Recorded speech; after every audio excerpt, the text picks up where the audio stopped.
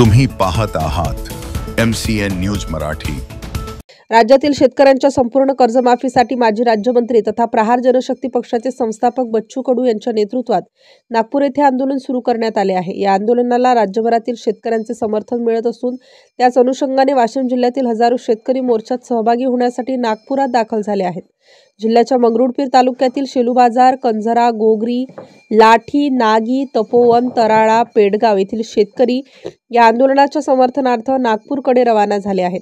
माजी राज्यमंत्री बच्चू कडू यांच्या नेतृत्वात सुरू करण्यात आलेल्या या आंदोलनाला राज्यभरातील शेतकऱ्यांनी पाठिंबा दर्शवला असून जोपर्यंत संपूर्ण कर्जमाफी होणार नाही तोपर्यंत आंदोलन मागे घेणार नसल्याचा इशारा बच्चू कडू यांनी प्रशासनाला दिला आहे।